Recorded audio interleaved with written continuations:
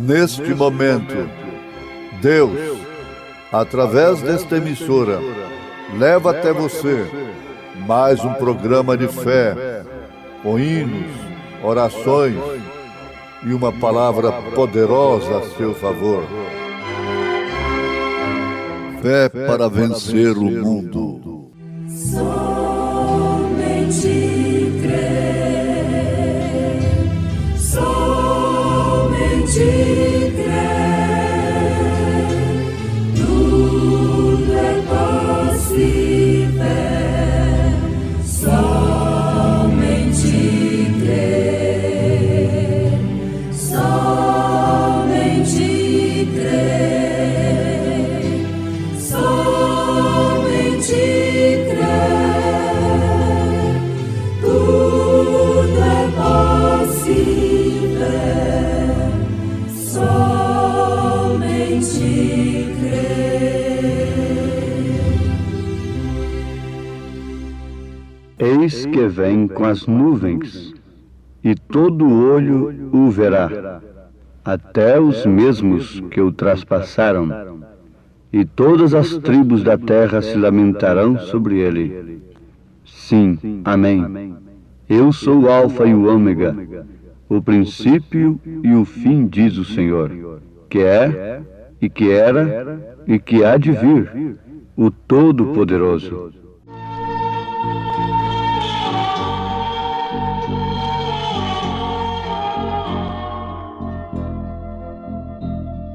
Sempre ao lembrar do que ele fez por mim, traz-me nova força e uma visão sem fim, que não há igual à vida que ele dá.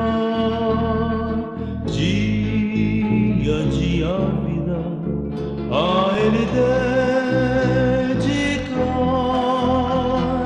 não envergonhar a Cristo grande Rei, mas testemunhar obediente a voz, não jamais seguir o mundo em seu viver, mas ao Senhor andar fiel.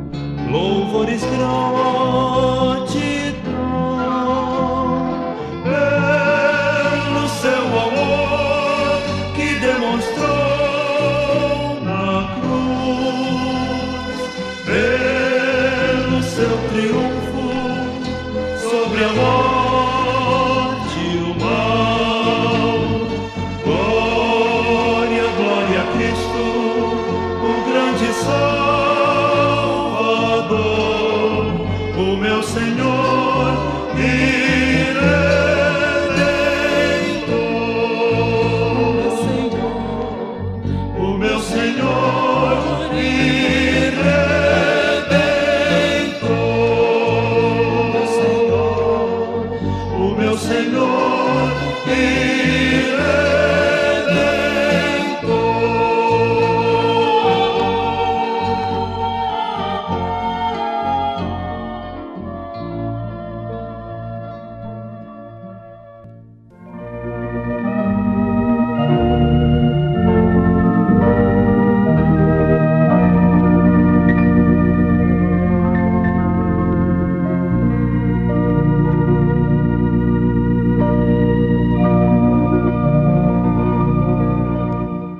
Eis que vem com as nuvens, e todo olho o verá, até os mesmos que o traspassaram, e todas as tribos da terra se lamentarão sobre ele. Sim, amém. Eu sou o Alfa e o Ômega, o princípio e o fim, diz o Senhor, que é, e que era, e que há de vir, o Todo-Poderoso.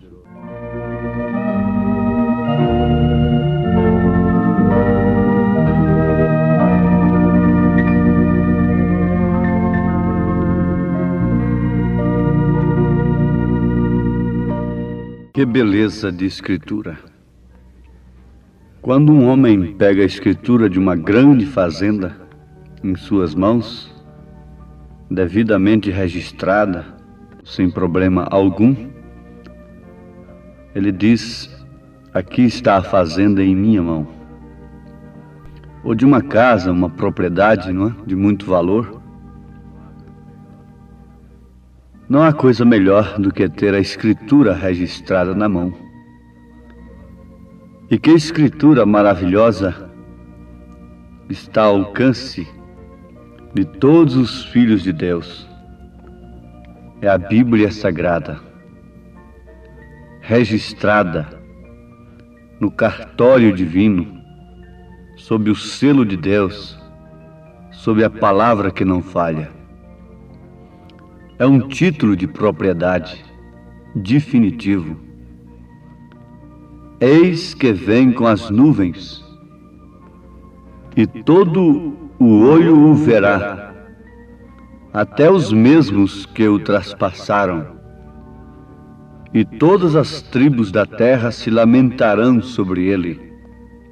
Sim, amém. Eu sou o Alfa e o Ômega, o princípio e o fim, diz o Senhor, que é, e que era, e que há de vir, o Todo-Poderoso.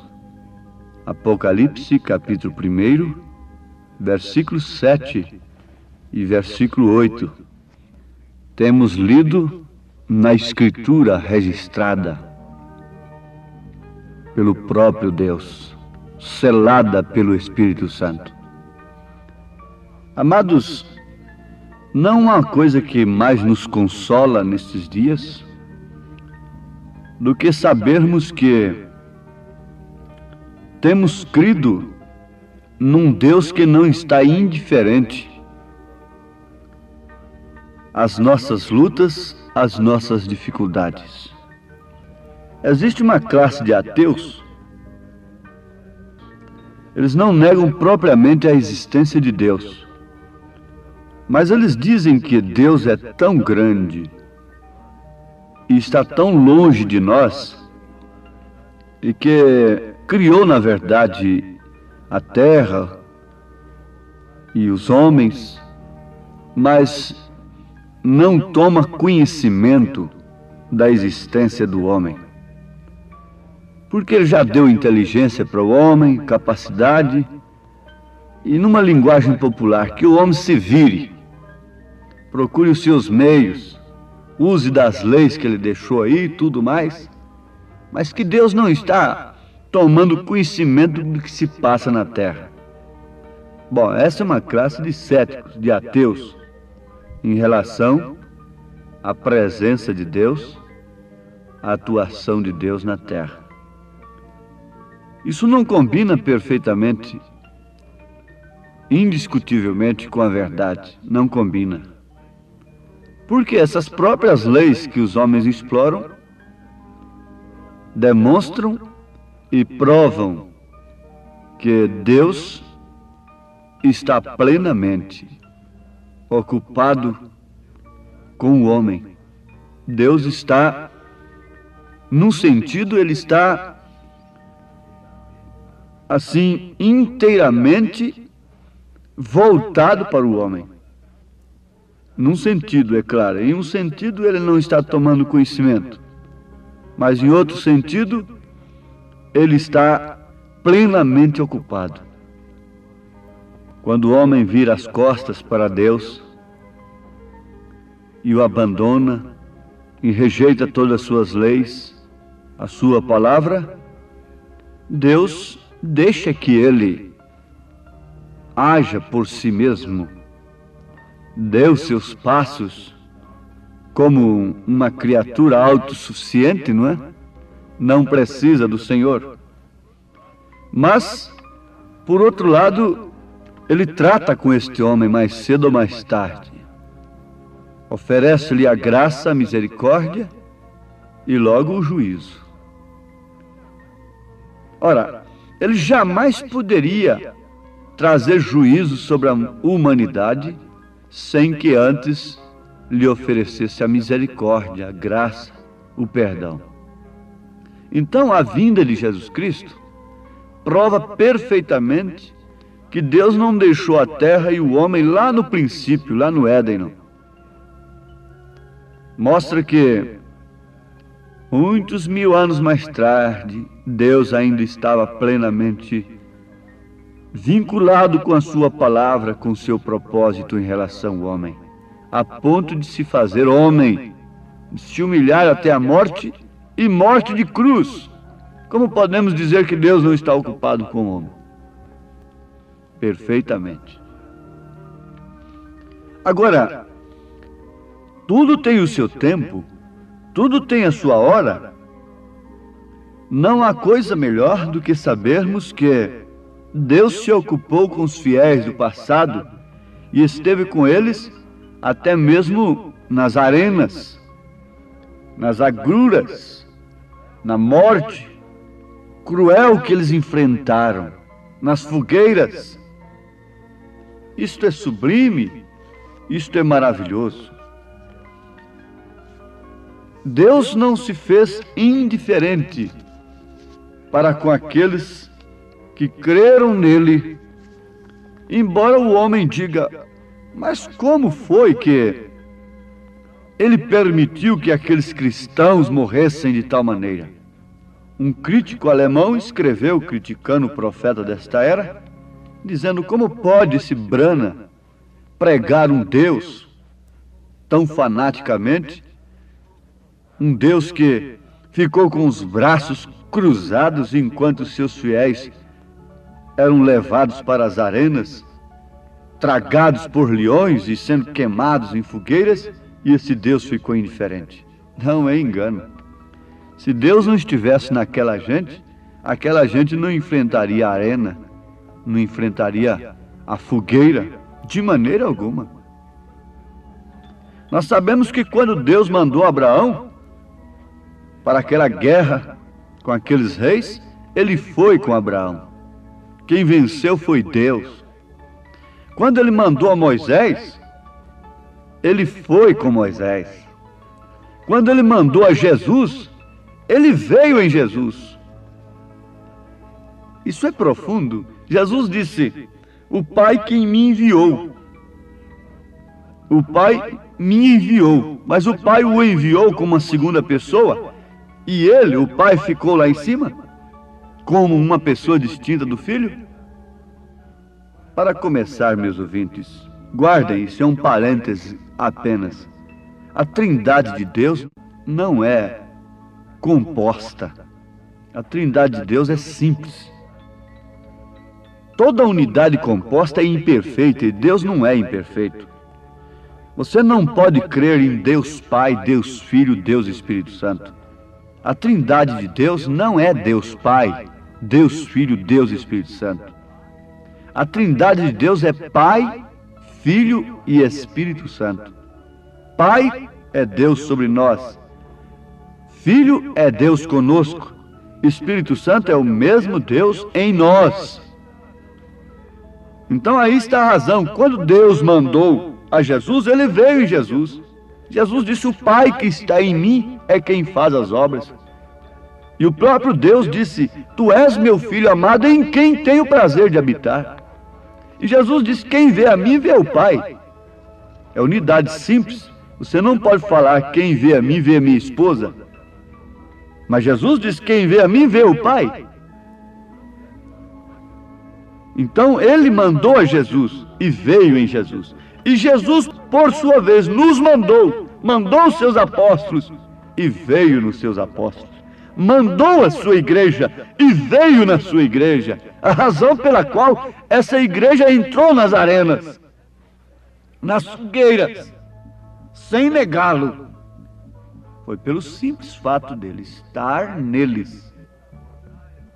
Foi lá dentro da fornalha 7 vezes mais aquecida que Deus se manifestou, que Nabucodonosor ficou sabendo que os 3 mancebos não estavam sozinhos. Oh, isso é tremendo, isso é maravilhoso, isso é glorioso. Isso nos faz vibrar a alma, como cristãos que somos. Mas quais são as provas desta era em que estamos vivendo? Veste-se como bem entende, fala-se como bem entende, pensa-se como bem entende, pratica tudo o que bem entende, mulheres e homens ao mesmo tempo. Qual seria a prova deste dia? Provas cruciantes a Igreja de Jesus Cristo enfrenta quando os homens estão completamente contrários à opressão e inteiramente favoráveis ao livre pensamento.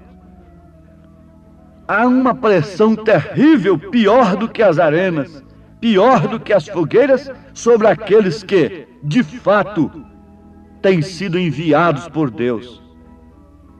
E, consequentemente, Deus está neles. Mas há um consolo, meus irmãos. Ele virá. Essa gente que tem o poder vivificador do Espírito Santo, você sabe que um corpo sem espírito está morto, está dormente, está inconsciente. Mas esse poder do Espírito Santo, esse Pai, esse Deus, Jesus Cristo, que veio em sua igreja, a conscientiza do seu passado, do seu presente e do seu futuro, porque ele é o que era, o que é e o que há de vir. O poder revelador, o poder vivificador do Espírito Santo alenta esta gente, consola esta gente, supre, nutre estas almas. Vejam só, foi o poder vivificador que veio a João quando ele se pôs de pé e viu o fim desde o princípio. Foi também esse poder vivificador que encheu a Isaías e ele se pôs de pé e viu o milênio. O milênio, isso há 700 e tantos anos antes de Jesus vir. Ele viu a virgem que concebeu. Ele viu a cena da cruz. Ele viu as suas pisaduras pelas quais nós fomos sarados. Foi esse poder vivificador que fez com que os profetas passassem pelas suas agruras, desprendessem de seus próprios sofrimentos, de suas vidas, e contemplasse lá adiante, muito adiante. O poder vivificador fez isso mesmo por nós. O poder vivificador nos permite ver sua vinda. O poder vivificador nos resgatou da morte e nos trouxe a vida. O poder vivificador dá discernimento para saber o que tem a gente que fazer e para saber o que fazer, como viver, para saber o que nós fizemos, o que você fez e o que não devia fazer, e o que devia fazer, como também esse poder vivificador mostra para nós o que nós seremos. Nós seremos como Ele, se somos no presente como Ele. Quando Ele estava aqui, Ele estava desprezado. Ele estava aqui desprezado. Então, se nós somos como Ele no presente, nós seremos como Ele no futuro também. O poder vivificador nos dá todas estas coisas. Nosso Senhor Jesus Cristo estava tão cheio do poder vivificador que Ele foi todas estas coisas em um. Ele foi tão cheio do poder vivificador que Ele podia ser o alfa e o ômega, o princípio e o fim. Que Ele pôde ser Filho de Deus, tanto curando os doentes, tanto no momento quando o povo queria fazê-lo rei, quanto na hora da ignominia, da solidão, da angústia, do sofrimento. Os profetas de Deus, no passado foram profetas de Deus, tanto na hora em que os reis lhes estavam tratando bem, quanto na hora que eles se revoltavam contra eles por causa da palavra. Nos calabouços, nas cadeias, errantes, nos martírios, nos sofrimentos, eles eram profetas de Deus. Não nos banquetes apenas. A igreja de Jesus é a igreja de Cristo.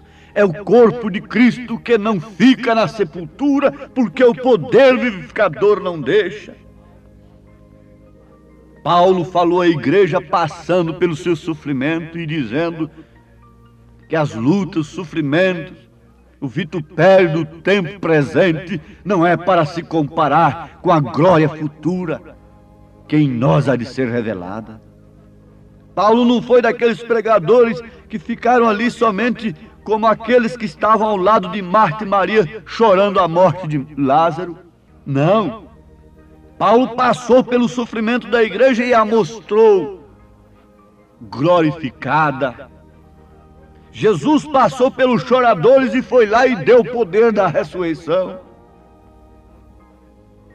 Que o Senhor vos abençoe, meus ouvintes, para conhecerem a Escritura no registro de Deus, vivificados pelo Espírito Santo, para saberem quem é aquele que era, que é e que há de vir. Em nome de Jesus, recebam esta bênção. Amém.